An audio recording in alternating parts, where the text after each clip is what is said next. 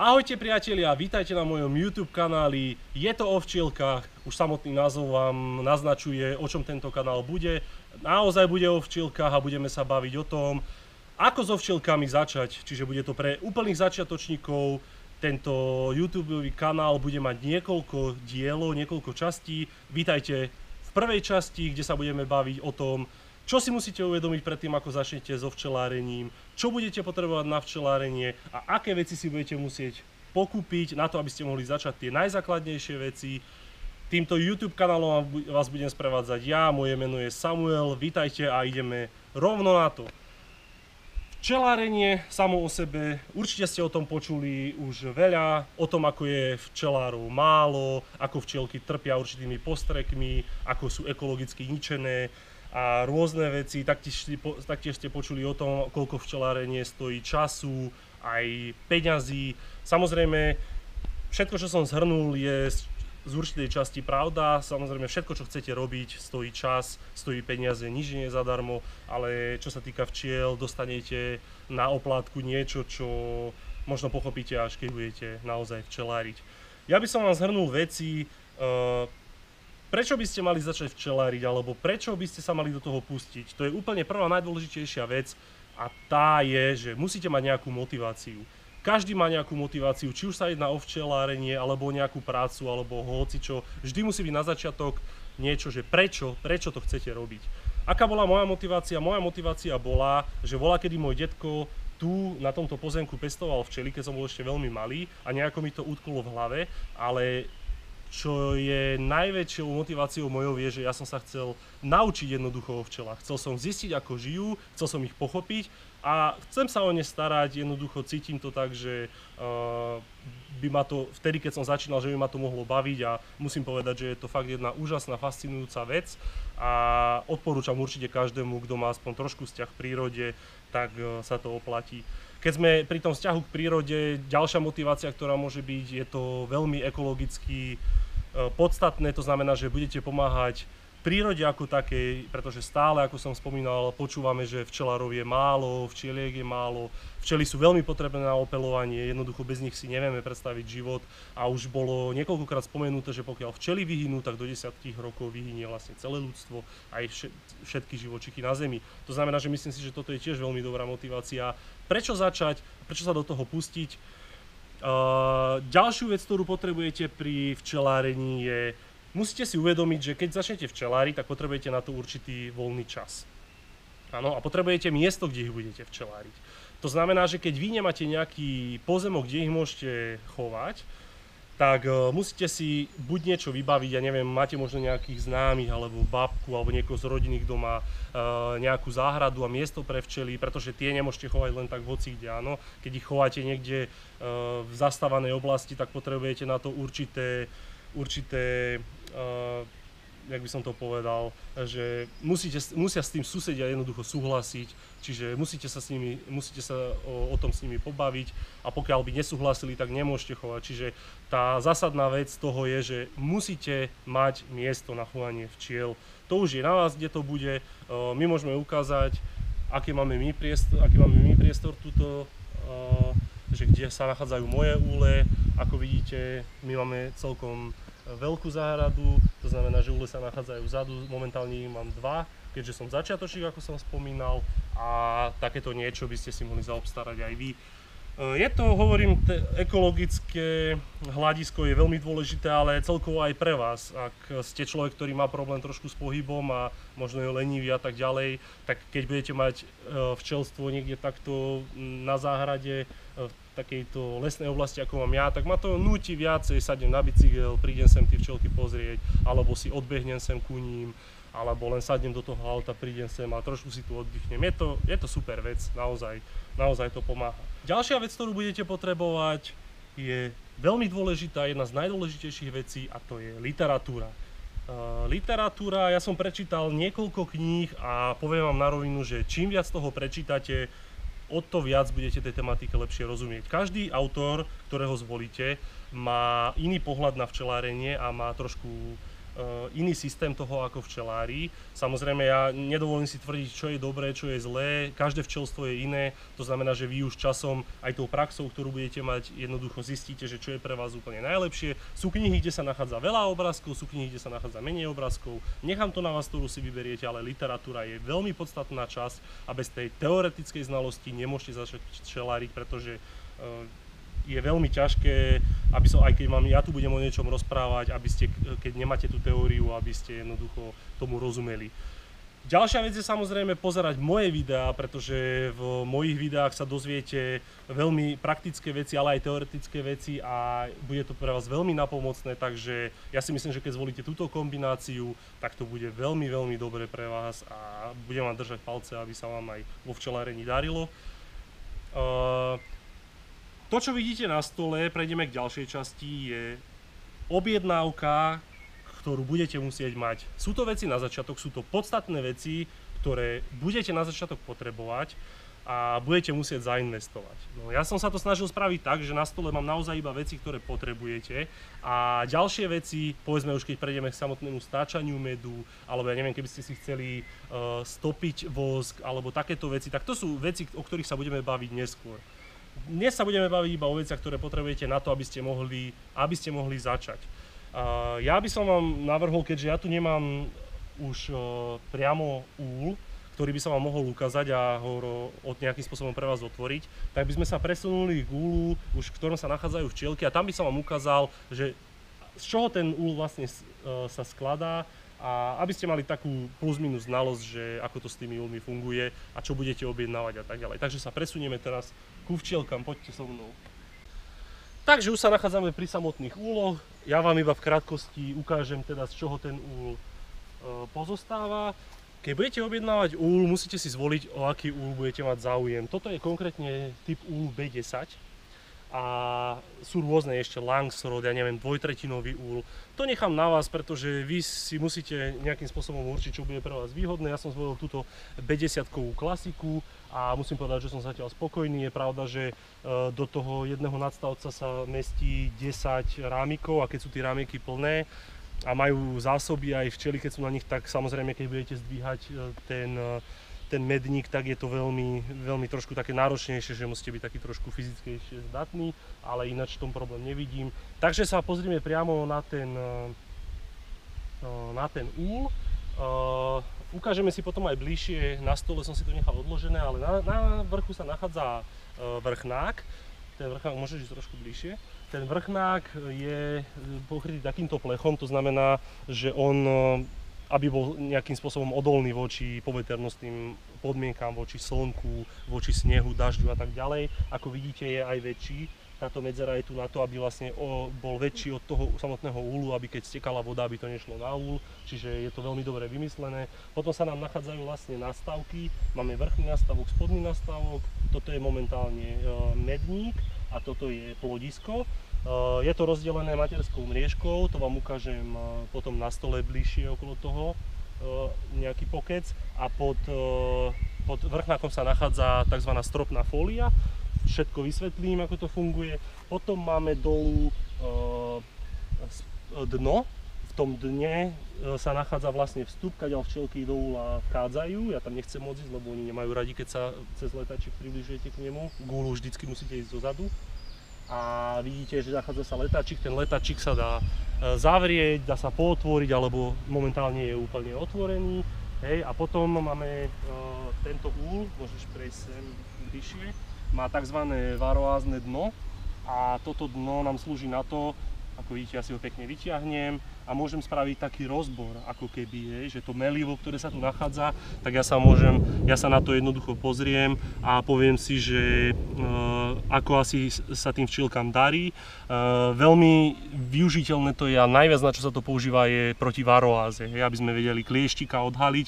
To znamená, že si to vyčistíme pekne a pozrieme sa napríklad dnes, zistíme na 1 cm štvorcový napríklad koľko toho klieštika sa tam nachádza a potom začneme s liečením a pozrieme sa o týždeň napríklad a vidíme, že každý týždeň ten klieštik sa zmenšuje, jeho počet zmenšuje, to znamená, že vieme si takýmto spôsobom pomôcť. Nachádza sa tam potom samozrejme aj sieťové dno, cez ktoré vlastne do úla prichádza aj vzduch. No a čo je dôležité, ja vám poviem takto, keď si budete kupovať úl, tak si naozaj kupujte už taký najnovší, najlepší. Kupujte si vždy nové úly, nekupujte si použité úly, pretože neviete, od koho sú, či tam boli nejaké choroby alebo tak ďalej. Nový úl a najnovší úl, to znamená, že varoázne dno musí určite mať, aby mal pripevnený letáčik, aby mal sieťovinu a tak ďalej. Potom vám ukážem, čo sa týchto úlov týka, tak oni majú aj takéto krmítko, ale toto samotné je iba nadstavba na krmítko. Ako vidíte, ja som si to kúpil už tomu, je to vynikajúca vec, pretože tu máme takto dieru a do tej diery potom si dokúpite takéto plastové krmítko, ktoré tam presne zapadne, tu sa naleje cukrová voda a tie včielky si potom cez ten otvor chodia tú cukrovú vodu berú, takže to je veľmi dobrá vec a musíte počítať už na začiatku do budúcna. Toto krmítko si nemusíte kupovať na začiatku, ale pokiaľ budete mať včely a dostanete napríklad od niekoho roj alebo zmietenec, tak ich dostanete možno tí včely na 2, 3, 4, ja neviem, rámikoch a budete ich potrebovať trošku na začiatku podnietiť, kým začne teda kráľovna plodiť, alebo podľa toho, ako bude to včelstvo, ale je to dobré mať na začiatok. Takže toľko by bolo k úlu. Ešte by som možno povedal, že je dobré si spraviť aj nejaký stojan. Je dobré predtým, ako začnete s včelami robiť, aby ste dopredu vedeli teda umiestnenie tých včiel. To je na teoretickej báze, to si musíte prečítať ohľadom toho, že kde ich dávať. Teda tam, kde moc nejak nefúka vietor a kde svieti slnko. Mne tu svieti slnko zhruba za deň asi 5 hodín, čo je pre tie včelky dosť dobré, pretože celý deň, keby na ne svietilo slnko, nie je to úplne ideálne. Čiže tieto veci si zase treba len naštudovať. Ako vidíte, mne otec pomohol a zváril takýto pekný stôl na to. Ja som si tam podával dosky a tým pádom to teraz pekne stojí. Dôležité je ešte dať to aj do vodováhy. V tomto smere je to po tejto rovine vo vodováhe a v tejto rovine je to trošku naklonené, teória uvádza 2%, by to malo byť trošku naklonené dopredu, 2% veľmi ťažko odhadnete, ale jednoducho by to bolo trošku viacej dopredu, pretože aby stadiaľ voda, keď sa tam náhodou dostane, aby stadiaľ voda odtekala. Takže toľko by bolo gúlom, prejdeme teraz zase naspäť k stolu a tam si povieme už bližšie niečo ku materskej mriežke a k stropnej fólii. Poďme zase naspäť. Sme naspäť, ako som vám slúbil, prechádzame ku materskej mriežke, ktorú som vám aj ukázal. Tá materská mriežka sa nachádza presne medzi plodiskom a medníkom. Jej úloha, keď sa pozriete, je to mriežka teda, v ktorej tieto výrezy majú určitú veľkosť. Je to fakt veľká halúz, pretože cez túto mriežku sa nedostane z plodiska do medníku kráľovna ani trúdy. To znamená, že zamedzíme vlastne kráľovne, aby plodila alebo kladla vajíčka v medníku. Takže veľmi dôležitá vec a tuto sa dívame na stropnú fóliu. Ja už mám aj stropnú fóliu s výrezom kvôli tomu, že som teda dával tam cukrovú vodu. Ale takto vyzerá tá stropná fólia, dáva sa vlastne na vrch, pod vrchnák, aby jednoducho ste, keď budete dávať vrchnák na to, aby ste tie včelky nepripúčili, takže dáte si pekne stropnú fóliu, budete vidieť, že tie včelky sú pekne poschovávané a potom dáte vrchnák bez toho, aby ste nejaké z nich ublížili. Prejdeme na ďalšiu vec a to sú rámiky. K rámikom vám poviem toľko, že vy sami sa môžete rozhodnúť, aké rámiky si objednáte, pretože máte viacero možností. Jedna z tých možností je pre tých možno menej technickejších ľudí alebo čo majú menej času, tak sa dajú objednať rámiky, ktoré budú hotové, áno, budú zbité dokopy, budú nadrotikované a budú mať zatavené medzistienky. Ja som trošku technickejší typ a mňa to baví, musím povedať, takže ja som si objednal tzv. Rámikové prírezy. Ja vám ukážem, tie rámikové prírezy vám prídu v nejakom takomto balení, kde budete mať, tu je napríklad 50 kusov a vy si budete tie rámiky sami dávať dokopy. Ja vám ukážem, tu mám aj ukážku mojich rámikov, ako to asi tak vyzerá. Ešte predtým, ako vám to ukážem, vám poviem dôležitú vec. Keď si objednáte úl typu B10, tak si musíte aj objednať rámiky veľkosti B10, pretože jednoducho, aby vám sedeli do toho úlu, tak musia spĺňať určité veľkostné, musia mať určitý rozmer, ktorý pasuje. Takže keď si objednáte zase úl, ja neviem, Langsrod, tak musíte si dávať pozor, aby ste mali nie len tie rámiky, ale všetko, aby ste si v tej veľkosti objednávali. No A teraz prídu vám teraz takéto nejaké diely, máme vrchnú časť toho ramiku, kde je vyfrezovaná takáto medzera na medzistienku, tu si do nej potom pri zatavovaní môžete vložiť a lepšie sa to zatavuje. Potom máme spodnú časť a bočné časti, vyzerajú nejako takto. A tieto sú špeciálne v tom, ako vidíte, ten tvar vyfrezovania, to sú tzv. Pliecka, ktoré nám zaručujú, že medzi rámikmi, keď budú pri sebe v úli, tak budú mať takúto peknú medzeru, to znamená, že tie včielky to zalepia tu a nie tu a tým pádom sa vám to bude ľahšie oddelovať. Pokiaľ si kúpite rámiky, lebo aj taká je možnosť, že nebudú takéto pliecka vyfrezované, ale budú rovné, tak si musíte kúpiť také medzikusy, ktoré potom nabijete do rámiku a tie vám budú zaručovať, že tie rámiky budú od seba dostatočne vzdialené. Takže nezabúdajte na to buď pliecka, alebo potom normálne rámiky s týmito medzikusmi. To by sme mali k rámikom. Ďalej, keď sa budete dostávať ďalej, čiže zbídete si ten rámik dokopy. Takže čo budete potrebovať na zbíjanie? Samozrejme, že budete potrebovať nejaké klinčeky. Takže ja vám tu ukážem, ja si používam takéto klinčeky, ktoré majú dĺžku asi tak, takže tu je aj napísané dokonca 28x1,4. Takže toto sú moje. Hovorím, najlepšie, keď si to budete kúpať niekde v e-shope alebo nejakého včelára a kúpite si priamo klinčeky teda na ten typ toho rámiku, aby náhodou ten klinček netrčal, aby ste sa potom nezranili a tak ďalej. Čiže tieto klinčeky sú potrebné na to, aby ste ten rámik zbili dokopy. Potom ja používam takéto klinčeky s väčšou hlavičkou a tie sú dobré na to, ako vidíte, vám ukážem aj na rámiku, tie dávam na takéto dva body a keď drôtikujem, tak potom okolo neho obvíjam drôtik a potom ho zabijem a tým pádom si uistím, že ten klinček bude aj ten drôtik pevne držať. Takže klinček s veľkou hlavičkou je potrebný. Potom sú potrebné tzv. Zdery. Ukážem bližšie na kameru. To sú veľmi malé komponenty, ktoré budete používať na to, že keď ja si vyvrtám ten samotný rámik, tak do tej navrtanej diery ten zdier použijem a až následne budem dávať do toho drôtik. Vysvetlím vám prečo. To drevo, ktoré sa používa na tvorbu rámikov, je lipové drevo a je veľmi mäkké.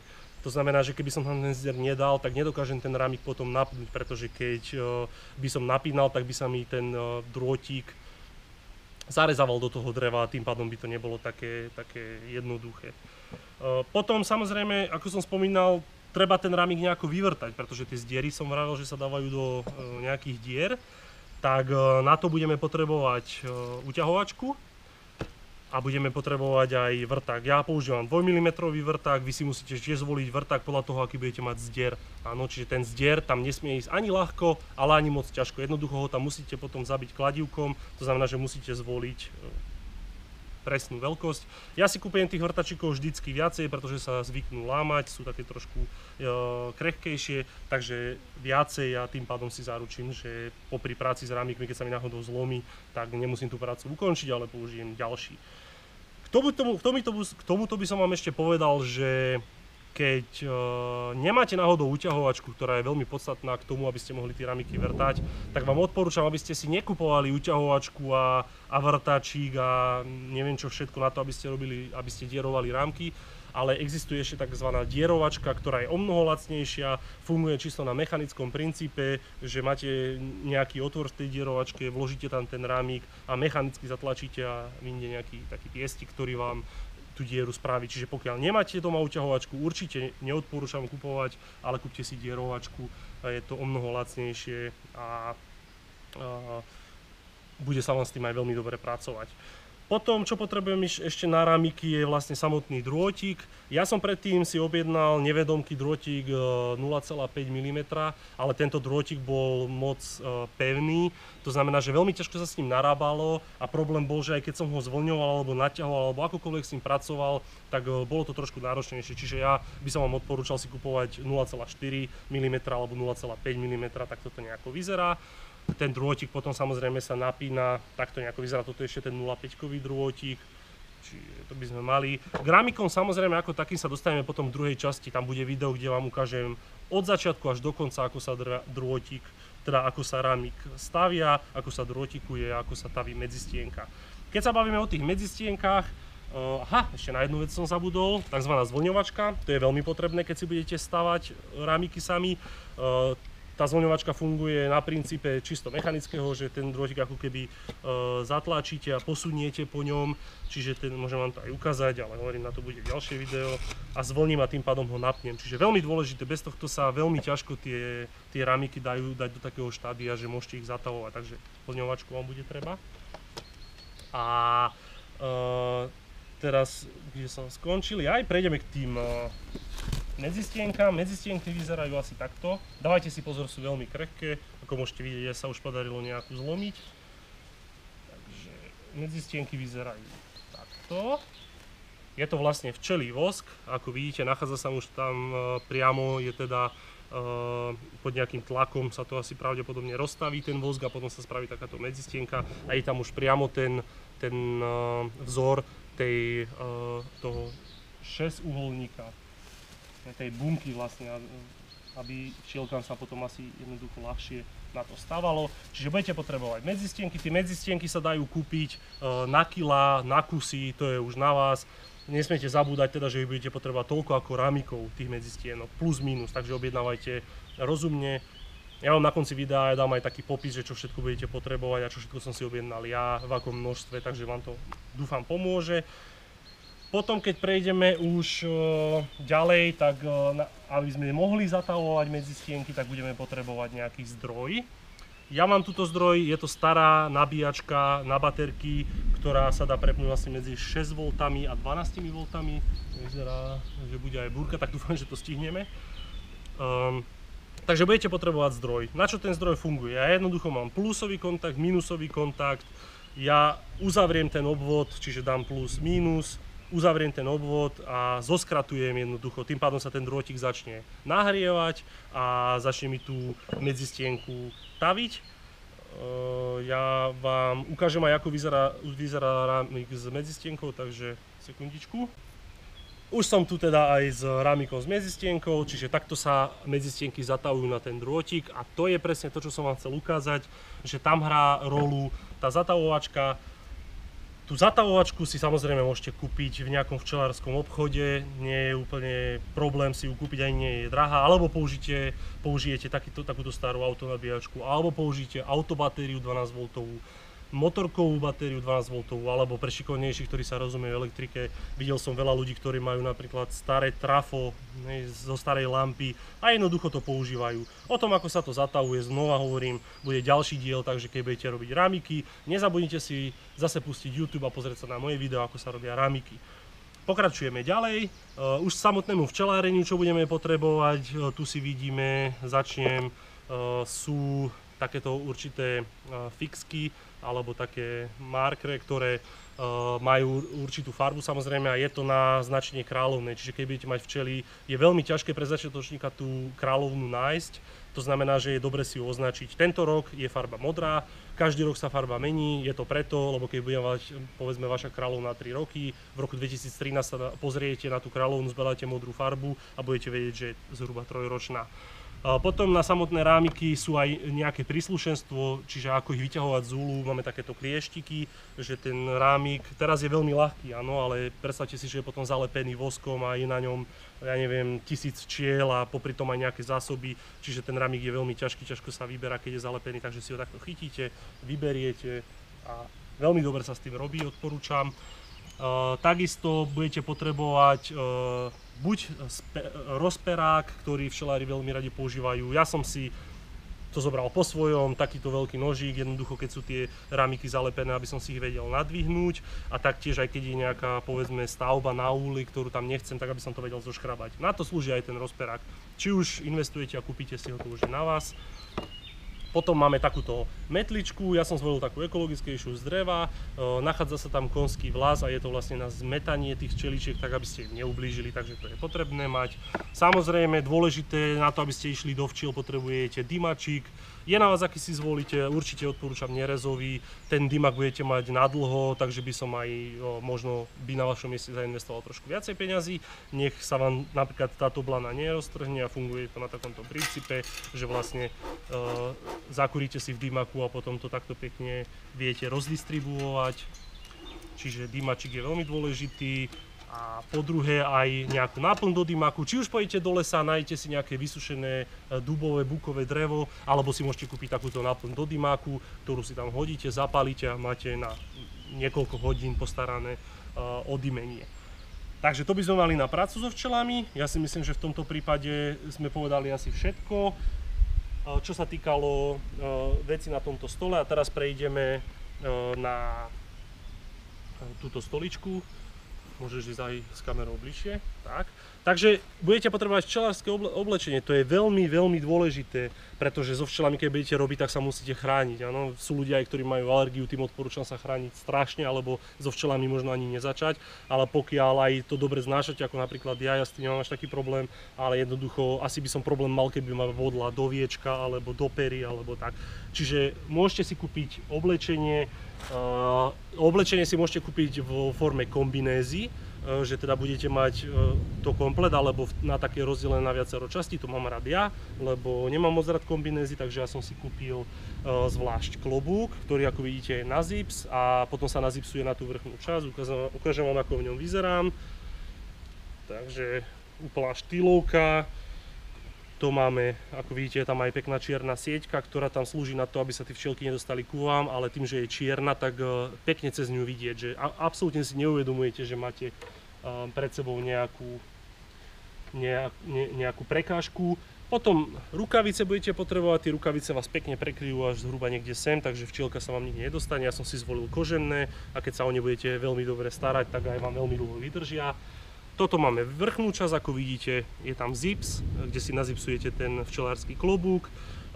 Na spodu je veľmi dôležité, aby bola takáto silná guma, čiže aby vám tie včelky vlastne nezašli niekde medzi spodnú časť a nohavice.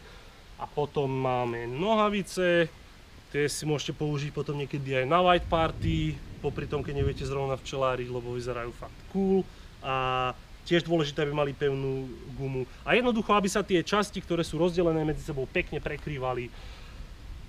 Môžete si zvoliť aj inú farbu, ako vidíte, takúto krásnu žltú. Takže to už je na vás, ale samozrejme určite nechoďte do toho s tým, že budete včeláriť bez takýchto ochranných pomôcok. No a teda, ja som rád, že sme to dneska stihli pred búrkou. Môžeš dať aj záber na to, že fakt to vyzerá, že za chvíľku bude pršať. Takže priatelia, ja som veľmi rád, že sa to dneska podarilo, že sme to ukončili a že sme to stihli pred dažďom. Dúfam, že sa vám toto video bude páčiť. Ako som povedal, ďalšie videá budú nasledovať, kde sa budeme venovať už priamému styku s rámikmi a so včelami a tak ďalej. Všetko vám poviem, ja budem rád, keď budete tieto videá pozerať, lajkovať, odoberať môj kanál, lebo mi to bude dávať takú motiváciu do budúcna, že je o to záujem, aby som vám tie videá urobil možno lepšie, detailnejšie. Taktiež sa budem tešiť na vaše pripomienky, na váš feedback, to, čo som urobil zle, čo sa vám možno páčilo, nepáčilo. Aj zlé veci ma budú posúvať dopredu a čiže ja som otvorený všetkému. Ďakujem vám veľmi pekne, že ste to so mnou vydržali. Ešte raz dúfam, že sa vám video páčilo a vidíme sa zase pri ďalšom videu a nezabudnite, že je to o včielkách. Ahojte.